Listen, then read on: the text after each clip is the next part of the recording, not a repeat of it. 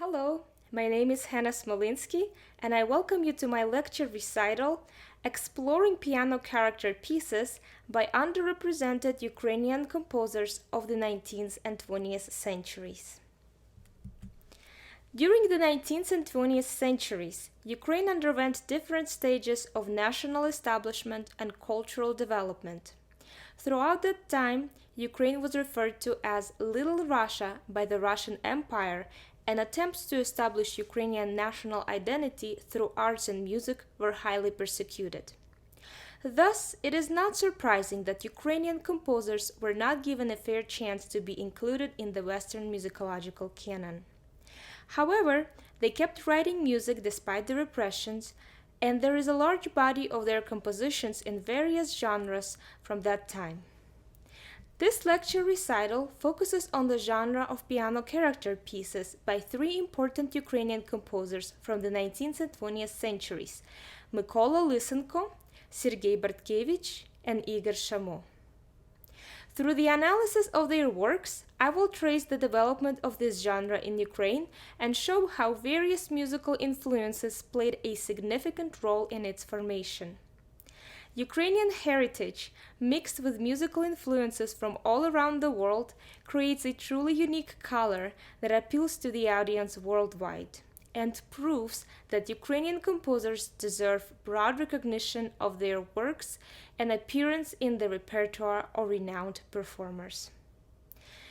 It is important to note that what is known as piano character piece in English shares the same meaning as piano miniature in the Ukrainian language. Because of this, the terms piano character piece and piano miniature will be used interchangeably in this lecture recital. A Ukrainian art history scholar, Larisa Sviridovska, writes, quote, "The piano miniature genre in Ukraine evolved under the influence of Russian and Western European musical cultures in the late 19th, early 20th centuries. The appearance of programmatic features is influenced by Romantic traditions, which formed the ideological and aesthetic foundations of artistic culture." End quote. The first composer I would like to present is Mykola Lysenko. He is considered to be the founder of National Ukrainian Music School. His music education started with private piano lessons, and by the age of 13 he already became famous locally as great pianist and improviser. In 1867, he entered the Leipzig Conservatory to study music professionally. His professors included Karl Reinecke, a former pupil of Mendelssohn, Schumann, and Liszt, Ignaz Moscheles, a friend of Beethoven, and Ernst Ferdinand Wenzel, a close friend of Schumann and Brahms. A few years later, in 1874, he also worked on perfecting his composing skills with Rimsky-Korsakov in St. Petersburg. Lysenko was actively promoting national Ukrainian music in his homeland by arranging folk songs and composing original pieces and songs on folk tunes. At the same time, his European and Russian music education had a significant impact on his compositional style, especially in the genre of piano character piece. Inessa Berenbain, a professor at the Institute of Arts of Boris Hrynchenko's University of Kiev, writes that, quote, "In Ukrainian musicology, creative work of Mykola Lysenko was thought of as a higher manifestation of the national romantic style." End quote. While he wrote many piano compositions that showcase his folkloric inclinations, this lecture recital presents two piano character pieces in which his late romantic tendencies are revealed. The first piece, Elegy, is taken from the set of three pieces under the title Album of Summer 1902, Opus 41. A Ukrainian musicology scholar, Olga Ligus, in her article, Ukrainian Piano Elegy at the Beginning of the 20th Century in the Context of European Romanticism, discusses the stylistic, formalistic, and expressive commonalities that this elegy possesses with Edward Grieg's Elegy, Opus 38, number 6. Starting with the opening themes and following through the form of the pieces, one will see that they share essentially the same ideas. Examples of opening themes of both elegies demonstrate their similarity. The first one is Greek.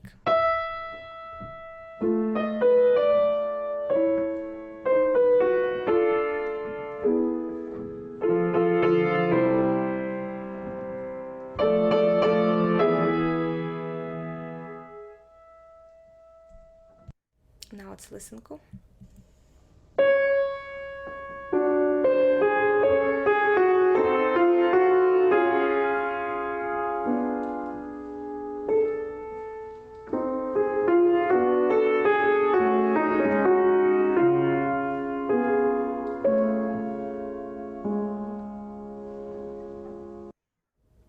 However, there are also some significant differences between the elegies.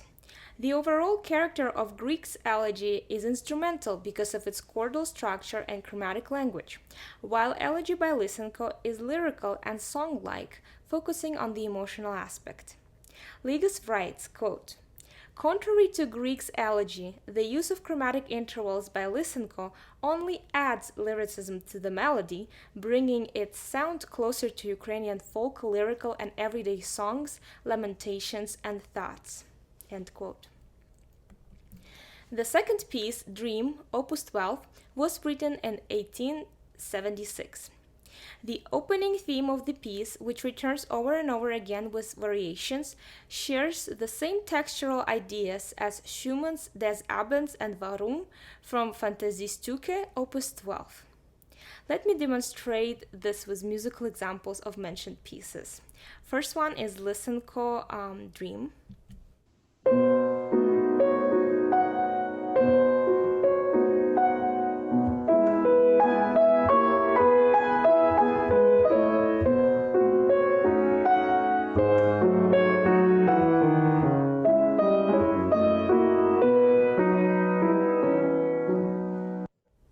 Schumann's Des Abends.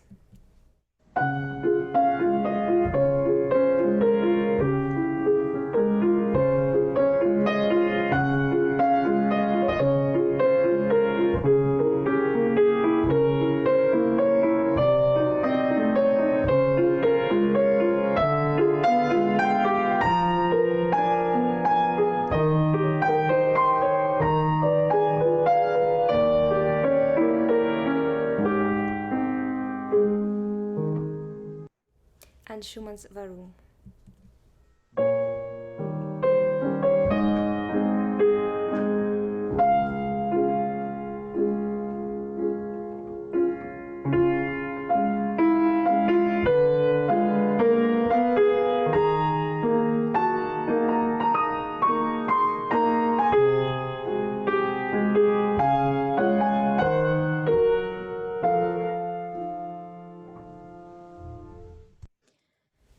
A senior research associate in musicology from Rilsky Institute of Art Studies, Folklore and Ethnology, Olga Kushniruk, writes that this piece also shows a tendency of impressionism. Quote, "The smoothing of contrasts between form sections and texture themes and stressing of instability in the main melodic tune underline such particularly." End quote.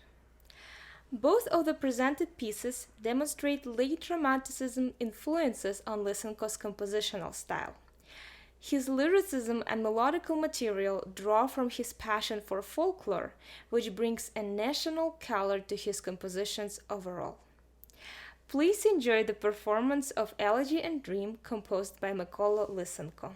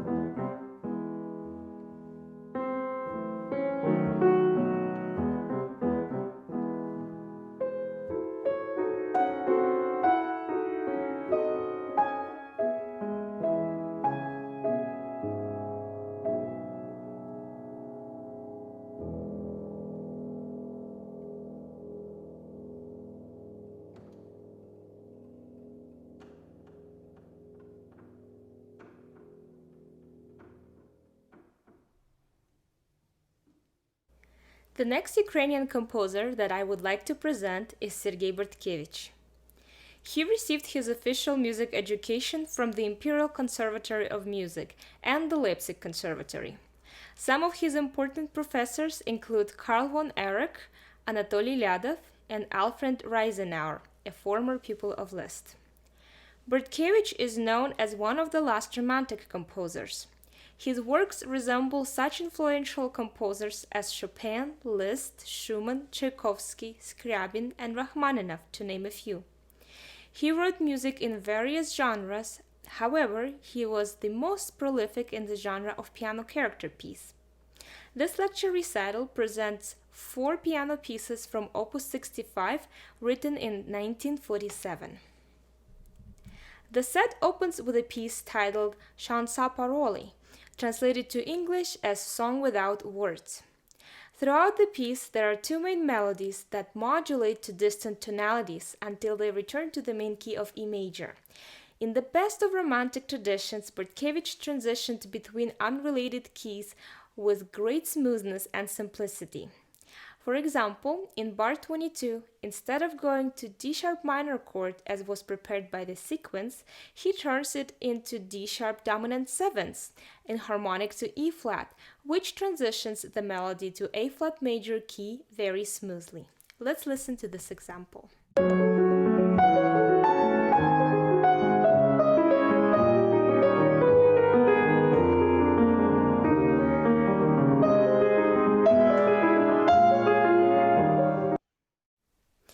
Even though not as chromatic, Song Without Words, Opus 19, number 1 by Mendelssohn, could be thought of as an inspiration to this piece. It is also written in the key of E major and resembles a very similar overall mood. The linear melody is supported by ascending arpeggios, which creates a very similar texture to Bortkevich's piece. Let me demonstrate audio examples of both pieces. This is Bortkevich.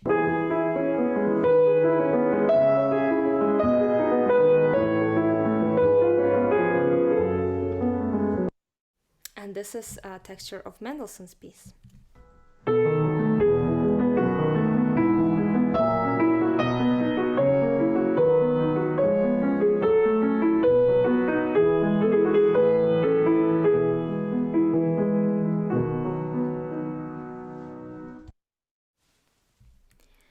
The second piece is a fiery etude in parallel E minor key.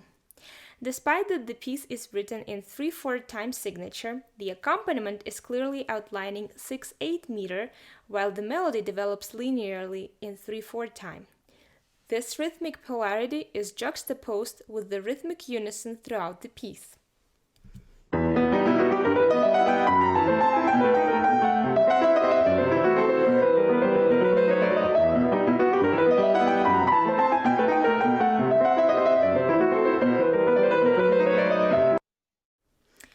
The etude has several striking Chopin's quotes.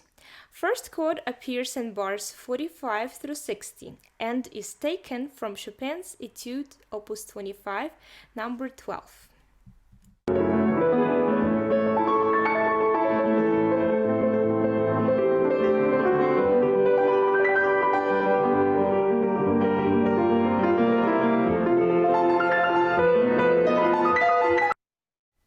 Then, near the end, a famous passage from Etude Opus 25, number 11 can be recognized.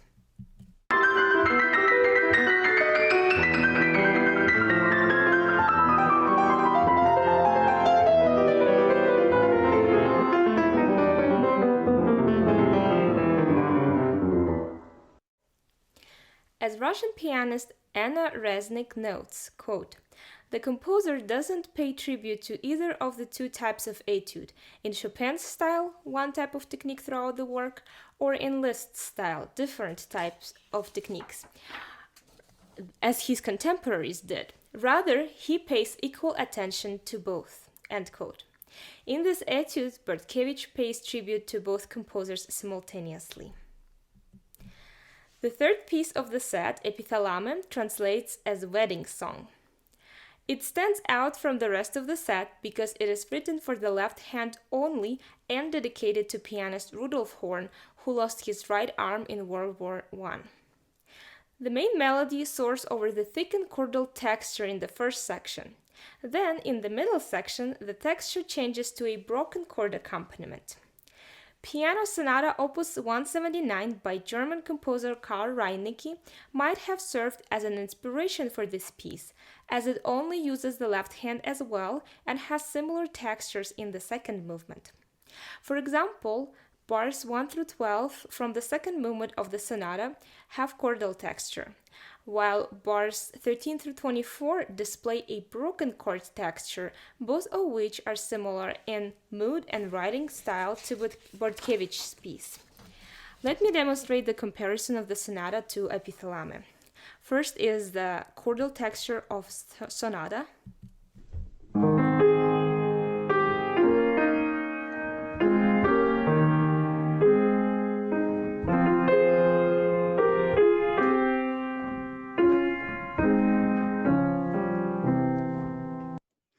And this is Bortkevich.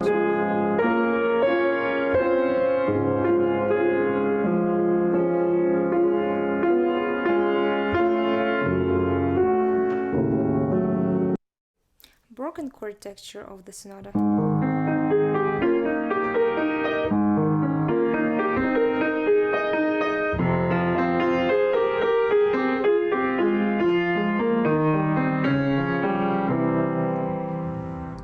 And broken chord texture of Epithalame.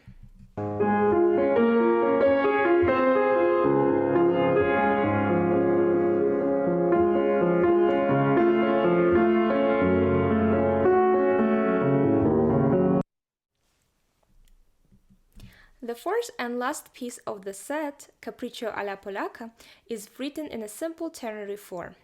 Reznik discusses some of the allusions that this capriccio has to the works by Russian composers.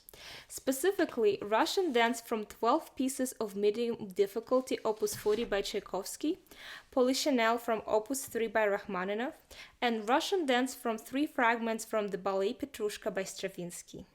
She writes that, quote, all these works share such similar elements with Bortkevich's Capriccio as similarity of the initial melodic ideas, a specific dancing rhythmic pattern, and accentuated chord texture that imitates the busting of an accordion and ringing of the bells. End quote.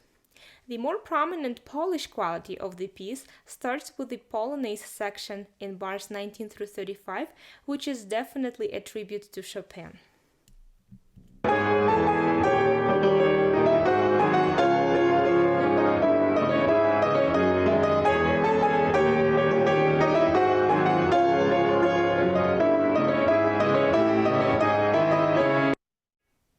Then, in the middle section, Bortkevich uses Oriental melodies, adding an exotic color to the piece.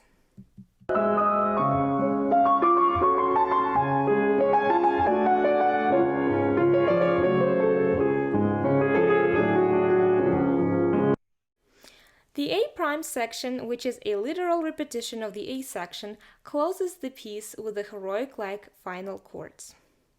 The complete Opus 65 demonstrates combination of musical influences that Bortkevich masterfully employed from different parts of the world, such as Europe, Russia, and even the Middle East. Please enjoy the performance of complete Opus 65.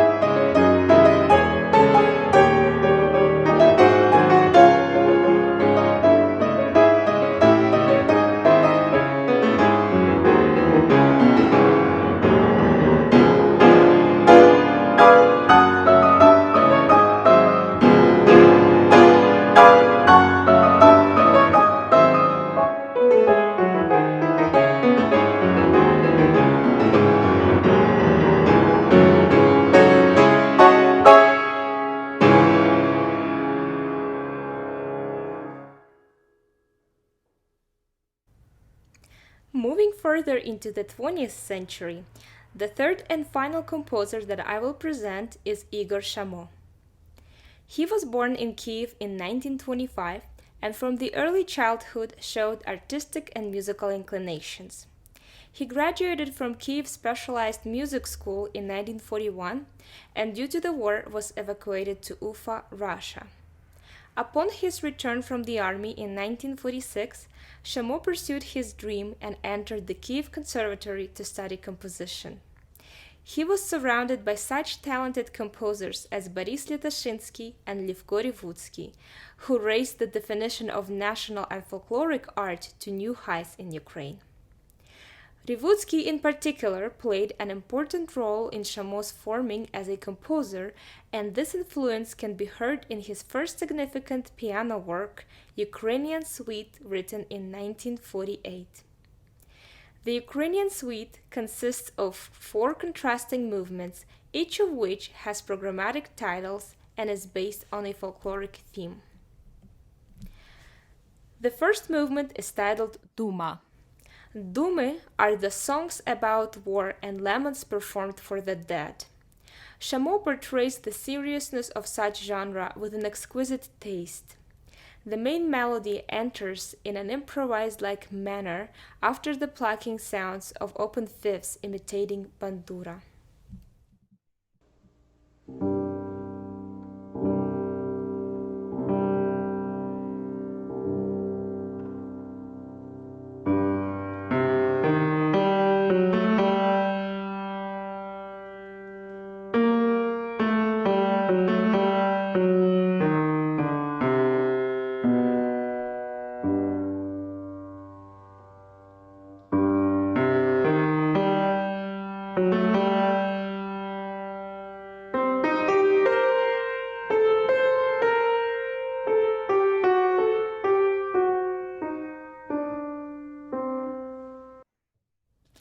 This theme develops and expands throughout the piece in different ranges, textures, and mood colors.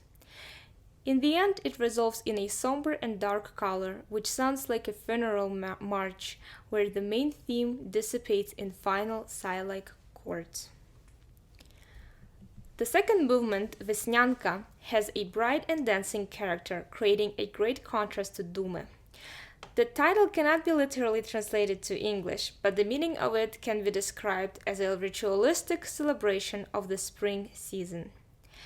Opening trills resemble sounds of birds and nature. Syncopated rhythms give the piece a forward swirling motion, and contrasting section in the middle of the piece sounds grandiose, as if a big scenery is unraveling before our eyes. I would like to demonstrate the opening theme of the piece.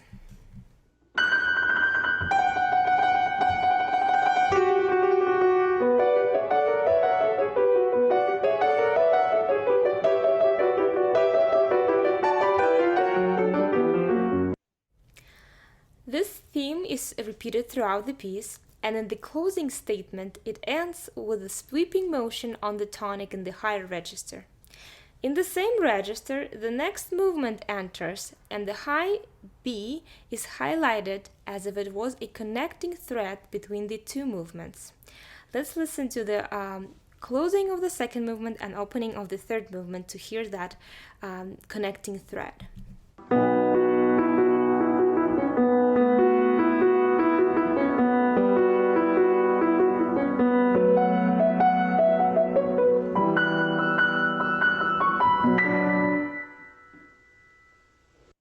And the beginning of the third movement.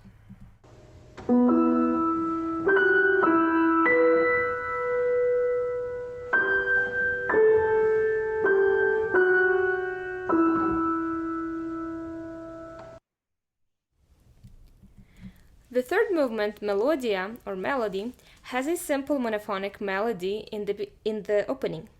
This movement is of a contemplative and atmospheric character. The bass part is constructed primarily on open fifths, which is a common interval in folklore of many Slavic cultures. Despite of a monophonic opening, this piece consists mostly of a polyphonic texture with charming hidden voices and melodies. One striking trait that this piece has is occasional jazz harmonies. For example, in bar 13, the chord on first beat is the Lydian chord, also known in jazz music as C13 sharp 11th. Another example is A minor 13th chord with B as a root in bar 25. It is not surprising, however, that young Chameau used such harmonies in a folklore-oriented piece, as in one of his interviews he shared that in 1948 he was interested in folklore, searched for his individual style, and tried to apply pop and jazz techniques. The final movement, Tanец, or dance, presents perhaps the most folk elements and colors out of the four movements. Its character is fiery and unpredictable as it portrays the spontaneous and improvisatory folkloric dance moves of hopak. Hopak is a folkloric Ukrainian folk dance originating as a male dance among the Zaporozhian. The hopak has no fixed pattern of steps. Men competitively improvise steps, high leaps, squatting kicks, and turns. Women dance simple steps, sway, clap, or circle. The piece is constructed just as the dance in sections where each section showcases different movements and characters. There are many leaps in both hands that imitate the leaps and jumps that the dancers would perform. It is characteristic in hopak to slow down, accelerate, and change tempo abruptly. The piece reflects this particularity throughout. For example, musical pattern in bars 29 through 36 reminds of a fast circular spinning motion, and it adds authenticity if a performer plays this section at an accelerated speed. Also, following the next example, the next section has abrupt change of dynamics from sforzando to piano and might be interpreted as slowing down for a particular dance move. Let me demonstrate those two sections.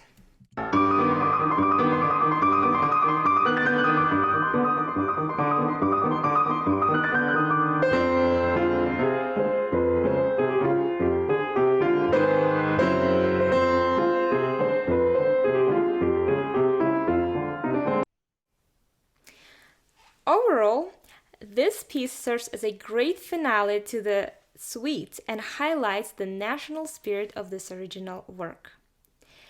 Please enjoy the performance of the Ukrainian suite composed by Igor Shamo.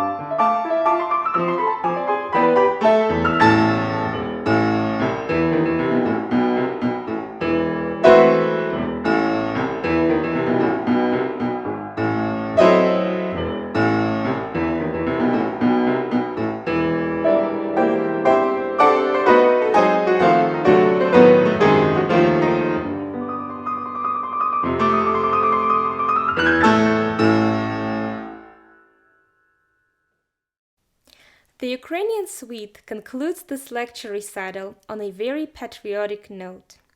However, as it was demonstrated, Ukrainian composers wrote extensively and quite originally in the genre of piano character piece. They utilized the best of what their native land gave them musically and what they have learned from Western and Russian masters of music.